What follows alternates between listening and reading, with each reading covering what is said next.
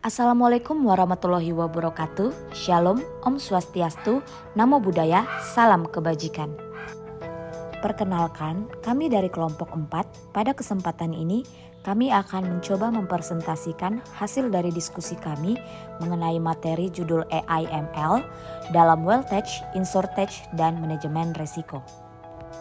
Adapun anggota kelompok kami terdiri dari Angelika Simarmata, saya sendiri Irma Lestari Manik, kemudian ada Julia Yosia Hutapea, Darman Silalahi, dan terakhir ada Pak Ismail. Presentasi ini disusun untuk menjelaskan bagaimana AI sebagai dasar teknologi yang digunakan dalam sektor keuangan digital. Selanjutnya kami akan menjelaskan mengenai penerapan AI dalam Wealth Tech, yaitu pelayanan pengelolaan keuangan berbasis teknologi, kemudian pada Insurtech yang berfokus pada inovasi di bidang asuransi. Setelah itu kami akan menyampaikan studi kasus untuk memberikan gambaran penerapan AI secara nyata, dan terakhir presentasi akan ditutup dengan kesimpulan dan saran. AI adalah kemampuan mesin untuk belajar, berpikir, mengambil keputusan, dan memecahkan masalah seperti manusia. AI dalam fintech digunakan untuk menganalisis data besar, mendeteksi pola, dan membuat prediksi risiko secara otomatis. Hal ini membantu perusahaan keuangan dalam mengelola risiko kredit, fraud, pasar, dan operasional dengan lebih cepat dan akurat dibanding dengan metode manual. Mengapa AI semakin populer? Yang pertama itu karena kemampuannya dalam memproses data yang sangat cepat, kemajuan teknologi komputasi, efisiensi dan otomasi, aplikasi yang semakin luas, kemudian terakhir ada kombinasi dengan teknologi lain. Adapun manfaat AI dalam fintech yaitu mempercepat proses layanan, meningkatkan akurasi dalam penilaian risiko, deteksi fraud lebih cepat, personalisasi layanan, efisiensi biaya operasional, dan terakhir meningkatkan akses keuangan. Berikut adalah 3 tantangan utama dalam penggunaan AI di fintech yang selanjutnya akan dijelaskan oleh saudari Angelika Simarmata. Baiklah, saya akan membahas mengenai tantangan utama dalam penggunaan AI di fintech. Adapun tantangan yang pertama yaitu bias algoritma atau algorithmic bias. Ini terjadi ketika suatu sistem kecerdasan buatan atau model komputer menghasilkan keputusan yang tidak adil, tidak akurat, atau diskriminatif terhadap kelompok tertentu. Adapun dampak dari bias algoritma ini adalah, yang pertama, data historis mengandung diskriminasi, misalnya gender, wilayah, dan status sosial. Yang kedua, representasi data tidak merata. Dan yang ketiga adalah model belajar pola keliru dari data masa lalu. Tantangan yang kedua yaitu kurangnya transparansi atau black box AI. Risiko dari kurangnya transparansi ini yang pertama, ketidakpercayaan pengguna terhadap layanan fintech.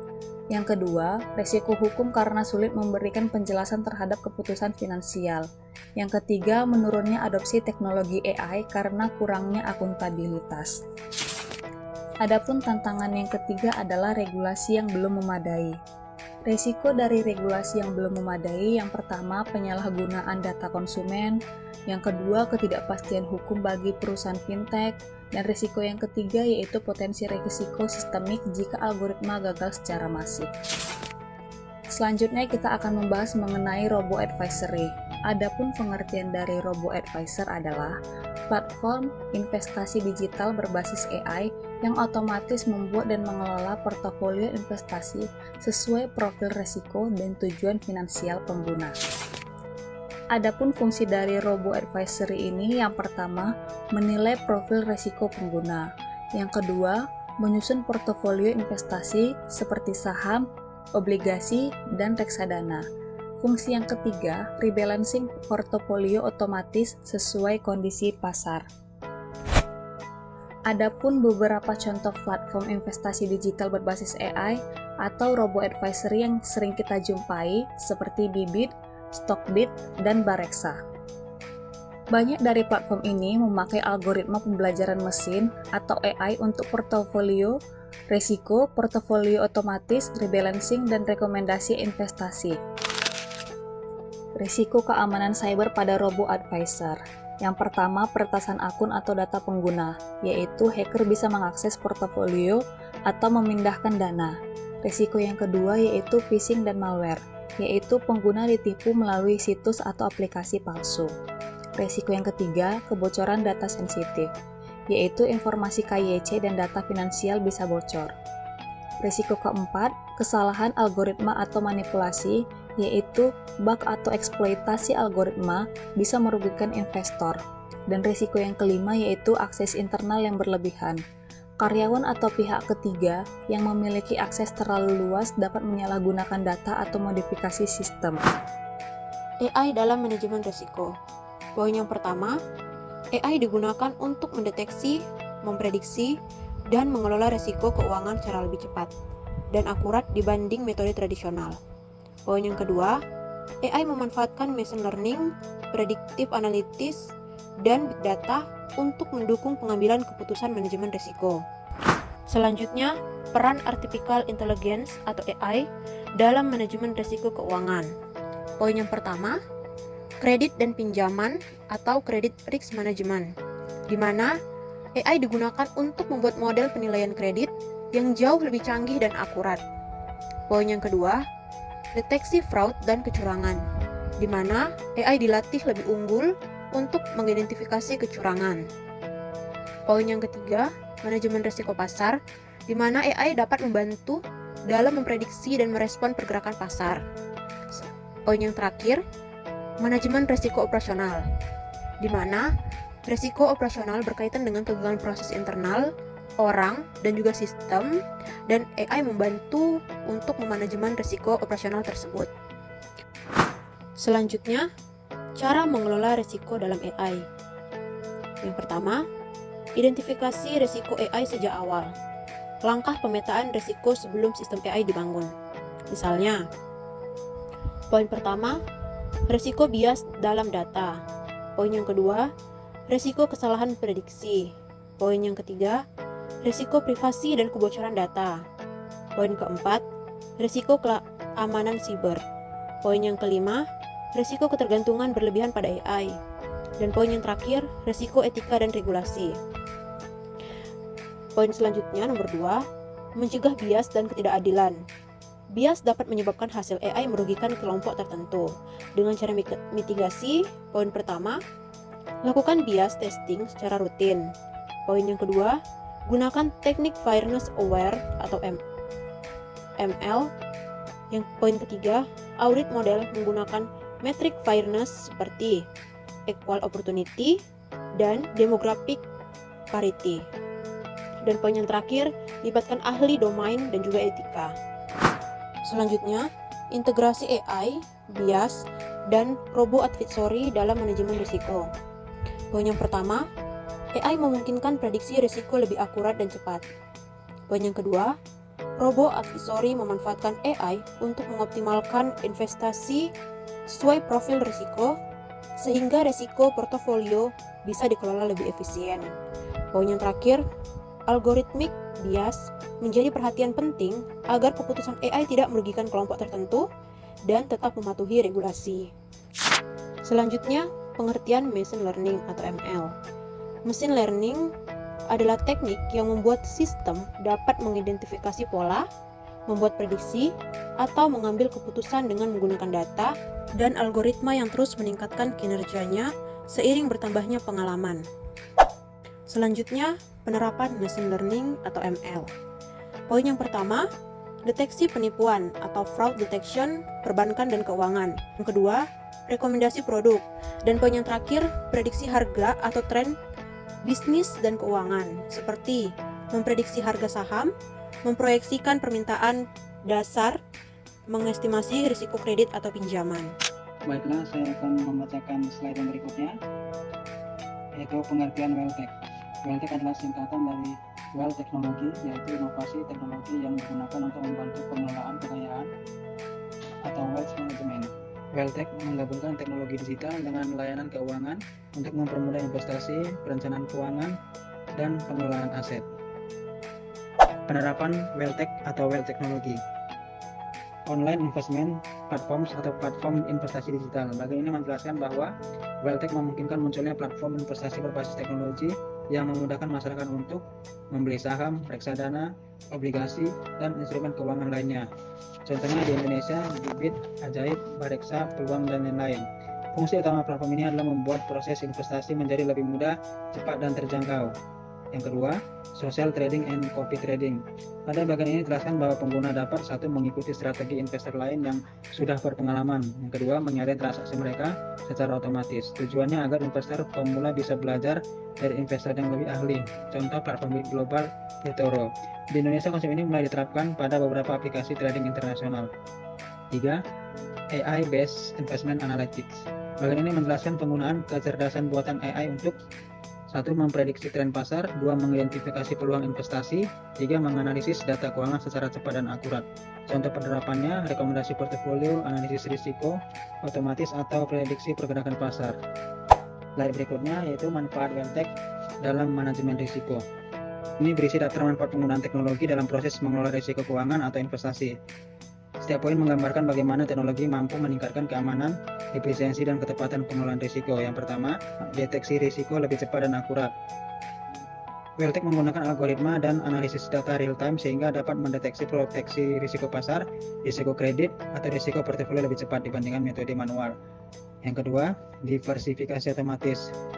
Penjelasannya, platform Welltech dapat menyebarkan investasi secara otomatis ke berbagai instrumen, saham, obligasi, reksadana, emas, dan lain-lain untuk mengurangi risiko kerugian pada satu aset tertentu. Yang ketiga, personalisasi profil risiko. Teknologi menganalisis data pengguna atau usia, penghasilan, tujuan keuangan, perilaku untuk membuat profil risiko yang unik bagi setiap investor lalu menyesuaikan rekomendasi investasi sesuai profil tersebut. Yang keempat, monitoring risiko 24/7. Yang kelima, pengurangan human error dan bias. Penjelasannya, keputusan berbasis data dan algoritma mengurangi kesalahan manusia. Yang keenam, stress testing canggih. Penjelasannya, platform dapat mensimulasikan berbagai kondisi ekstrim pasar, misalnya krisis ekonomi atau kenaikan suku bunga mendadak, untuk melihat bagaimana portofolio bertahan. Poin ketujuh, kepatuhan dan kontrol operasional. Welltech membantu perusahaan keuangan memastikan bahwa semua aktivitas sesuai regulasi karena prosesnya otomatis, terdokumentasi, dan mudah diaudit. Yang poin ke-8, transparansi penuh untuk investor. Apa itu Insurtech? Insurtech adalah sektor dalam fintech yang memanfaatkan berbagai teknologi modern seperti artificial intelligence atau AI, big data, Internet of Things, blockchain, otomasi. Teknologi-teknologi ini digunakan untuk 1. Mengembangkan produk asuransi yang lebih inovatif, 2. Mendistribusikan atau memasarkan produk asuransi dengan lebih mudah dan cepat, 3. Mengelola layanan asuransi agar lebih efisien dan tepat. Tujuan utama Insurtech yaitu lebih cepat, proses klaim, pendaftaran, dan verifikasi lebih otomatis dan efisien. Yang kedua, lebih murah, teknologi menekan biaya operasional sehingga premi bisa lebih terjangkau. Ketiga, lebih personal, polis dan layanan dapat disesuaikan dengan kebutuhan pengguna secara individual. Yang keempat, lebih transparan, pengguna mudah melihat informasi polis, status klaim, dan biaya tanpa kerumitan. Slide berikutnya yaitu penerapan Insurtech atau instrumen teknologi. Dapat kami jelaskan bahwa pada slide berisi 3 contoh utama bagaimana teknologi digunakan dalam sektor asuransi. Yang pertama, pembelian polis asuransi secara digital. Penjelasan poin ini adalah bahwa Insurtech memungkinkan masyarakat membeli berbagai jenis asuransi hanya melalui aplikasi, website, atau platform digital lainnya. Jenis asuransi yang dapat dibeli secara online antara lain asuransi kesehatan, asuransi kendaraan, asuransi perjalanan, asuransi jiwa. Yang kedua, klaim asuransi otomatis. Contoh penerapannya, klaim kerusakan mobil cukup dengan mengunggah foto, verifikasi klaim kesehatan otomatis menggunakan foto data digital, sistem menilai klaim berdasarkan algoritma bukan manual. Hasilnya proses klaim lebih efisien dan transparan. Poin ketiga, penilaian risiko otomatis. Bagian ini menunjukkan bahwa teknologi dapat melakukan risk assessment terhadap calon nasabahnya. Kemudian slide berikutnya, efektivitas klaim Insurtech dalam manajemen biaya. Dapat kami jelaskan, prediksi risiko lebih akurat dan cepat. Dalam Insurtech, artificial intelligence atau AI digunakan untuk menganalisis data calon nasabah dan kondisi pasar secara real time. AI mampu memprediksi kemungkinan terjadinya klaim, mengidentifikasi tingkat risiko setiap nasabah, mengestimasi biaya yang perlu disiapkan perusahaan asuransi. Poin yang kedua, robo advisory memanfaatkan AI untuk mengoptimalkan investasi sesuai profil risiko. Poin ketiga, algoritmik fairness perlu diperhatikan agar AI tidak merugikan kelompok tertentu dan tetap mematuhi regulasi. Meskipun AI sangat efektif, penggunaan algoritma harus diawasi agar satu, tidak bias terhadap kelompok tertentu, dua, tidak menghasilkan keputusan yang tidak adil, ketiga, tetap sesuai aturan regulator, OJK atau lembaga pengawas lain. Mitigasi risiko insurtech. Mitigasi risiko dalam insurtech membutuhkan pendekatan komprehensif mencakup 1. Keamanan dan privasi data, 2. Governance AI, 3. Fraud detection, 4. Operasional dan infrastruktur, 5. Kepatuhan regulasi, 6. Pengalaman nasabah. Studi kasus. Teknologi AI buat siswa bodoh lebih bodoh dan malas. Teknologi AI seperti ChatGPT memang membantu banyak orang, tapi kini muncul kekhawatiran besar di dunia pendidikan. Para peneliti menemukan bahwa siswa yang terlalu sering menggunakan AI jadi malas berpikir, kurang kreatif, dan sulit memahami pelajaran secara mendalam. Sebuah studi dari MIT mengungkapkan bahwa siswa yang memakai AI untuk menulis esai menunjukkan aktivitas otak yang rendah. Mereka bisa menyelesaikan tugas dengan cepat, tapi tidak benar-benar mengerti isi tulisannya. Ini disebut sebagai metacognitive laziness alias pemalasan berpikir mendalam. Fakta lain juga mencengangkan. Walau nilai tugas mereka naik, kemampuan meningkatkan dan daya pikir jangka panjang justru menurun. Ini membuat siswa terlihat pintar di permukaan, tapi kosong di dalam. Bahkan laporan internasional mencatat, tren IQ global mulai menurun. Sejak dekade 2010-an, diduga karena banyak orang yang menyerahkan kemampuan berpikirnya ke teknologi, seperti kalkulator, GPS, dan sekarang AI. Para guru dan pakar pendidikan berresah. Banyak siswa sekarang tidak lagi baca buku atau latihan menulis. Mereka cuma nanya ke AI dan terima jawaban mentah. Gimana mau berkembang kalau belajar aja nggak sungguh-sungguh? Adapun risiko dari artikel di atas adalah 1. Risiko keamanan cyber dan manipulasi model. Siswa yang menerima jawaban instan tanpa memahami struktur pemikirannya, organisasi fintech mungkin tidak memahami cara kerja internal model AI. Akibatnya, mereka rentan terhadap model hijacking atau penyusupan yang mengubah output robot atau advisor, data positioning, data latihan disusupi sehingga hasil analisis jadi salah. Phishing berbasis AI yang lebih canggih dari biasanya. Adapun risiko dari artikel di atas adalah 1. Over realism, ketergantungan berlebihan pada sistem AI. Seperti siswa yang terlalu mengandalkan AI dalam belajar, perusahaan fintech atau pengguna dapat memperoleh hasil kredit scoring, rekomendasi investasi, atau deteksi fraud tanpa verifikasi manusia, mengabaikan intuisi dan analisis manual, meningkatkan literasi dan pemahaman risiko pengguna.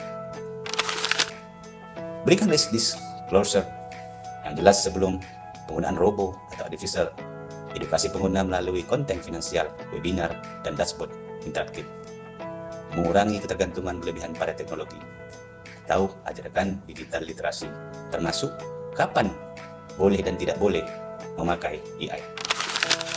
Pada kesimpulannya, AI membuat fintech lebih efisien, aman, tepat, dan personal, serta memperluas akses layanan keuangan bagi masyarakat. Inilah sebenarnya alasan AI menjadi pilar utama pertumbuhan fintech modern. Untuk memaksimalkan manfaat bahwa AI membuat fintech lebih efisien, aman, cepat, personal, dan inklusif, fintech harus 1. Mengoptimalkan otomasi, 2. Memperkuat keamanan model, 3. Memastikan kecepatan, tetap patuh regulasi, 4. Personalisasi layanan secara gratis, 5. Memperluas akses keuangan tanpa batas, tanpa bias, 6. Menjalankan tata kelola AI yang kuat, 7. Membangun sinergi AI manusia, dan 8. Edukasi pengguna secara berkelanjutan. Demikian yang dapat kami paparkan. Terima kasih.